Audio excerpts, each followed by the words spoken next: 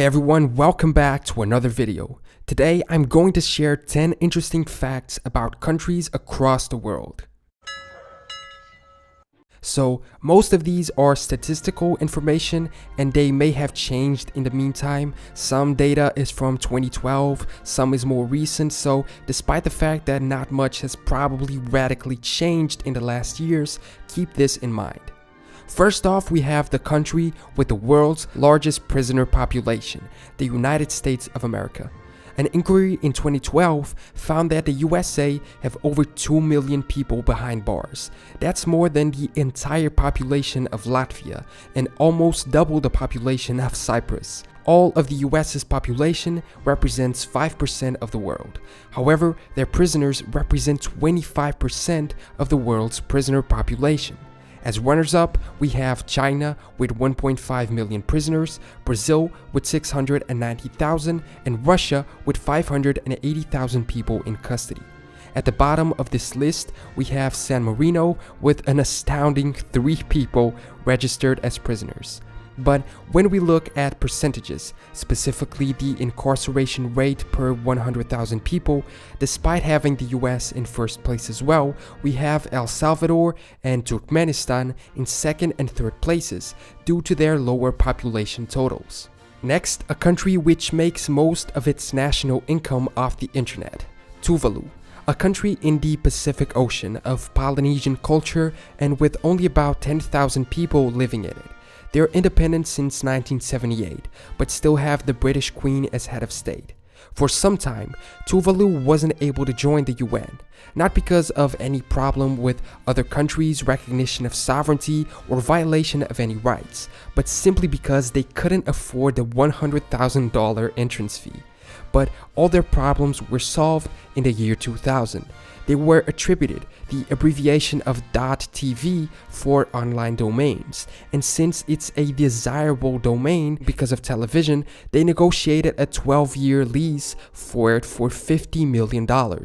Keep in mind that their GDP in 2016 was a mere $39 million, so they make more money off leasing their web domain than they do with their economy. With this money, they were able to invest in their country and also finally join the UN as the 189th member. Third on the list, we have the country with the most spoken languages, Papua New Guinea. English is the official language, but only on paper. A mere 1 to 2% of the population actually speak it on a daily basis.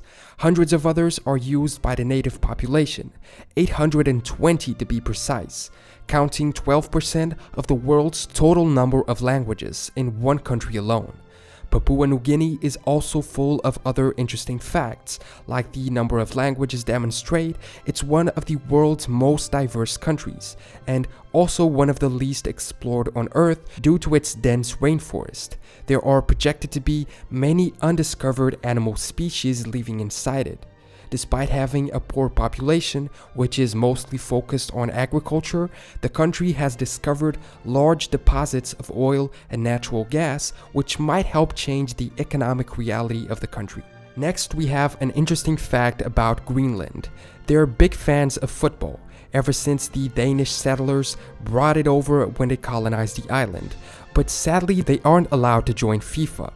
Greenland's weather makes it impossible for grass to grow, or at least the type of grass that FIFA regulation requires.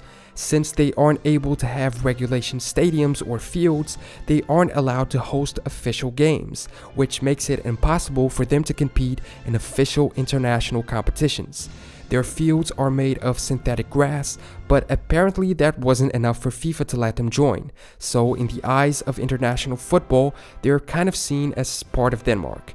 The Faroe Islands, however, also politically tied to Denmark, have their own team and football independence, if you will. In fifth, we have the world's most overweight country, and keep in mind that this is percentage-wise. Nauru in the Pacific Ocean has the world's largest percentage of overweight people at an astounding 95%. However, Nauru has a reasonably small population. In fact, it's the world's smallest island nation, covering only 21 square kilometers. So when you compare it to other countries like the US with 33% or the UK with 27%, these countries actually have more overweight people. Nauru is only ahead in terms of percentage. The top spot on this list has changed throughout each year, and usually its taker is another Pacific island of the same sorts. The low population on each of them makes it easy for any problem to affect a majority of the population. Another fun fact about Nauru is that it's the only Republican state in the world which doesn't have an official capital. I guess their size is so small that it doesn't make sense to have one. Now we take a look at a country which is at the center of the world, kind of. Kiribati is the only country on Earth which falls into all 4 hemispheres, having the equator cross through it and spreading over the eastern and western hemispheres, being located where these lines all meet. Keep in mind that it's an archipelago and its land is spread across these dividing lines through many islands. Because of this, it's the country where the sun rises the earliest, being the first country to see the new year every time December 31st comes around.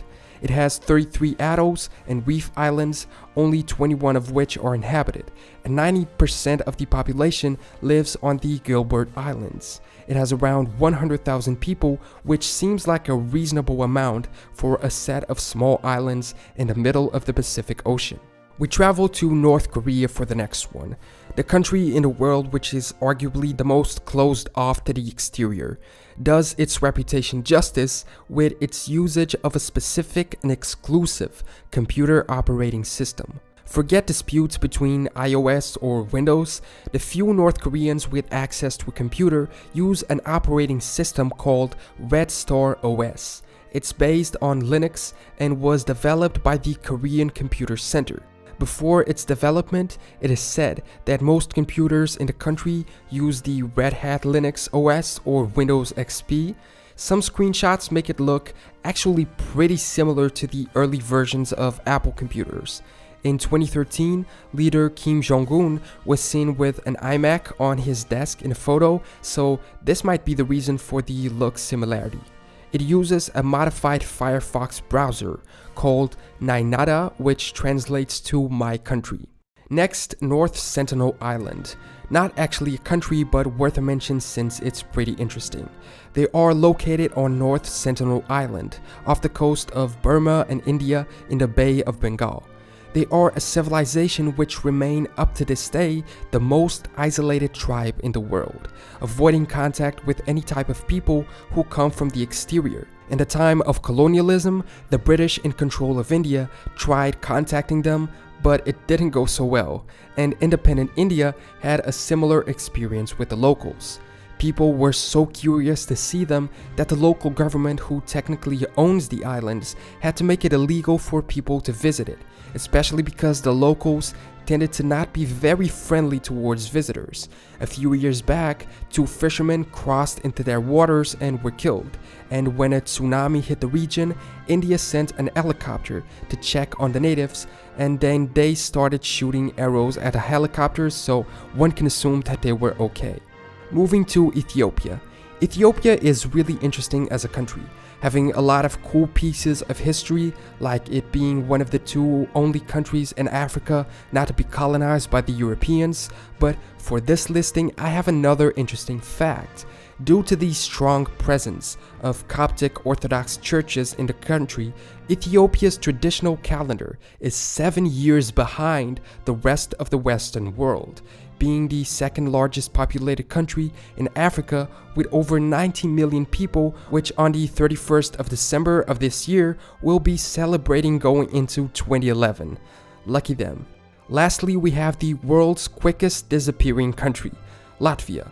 As of 2017, no other country on Earth is having a larger population decrease than Latvia. In 2017, statistics point to a loss of 18.2% of its population, mostly due to young people moving outside of the country.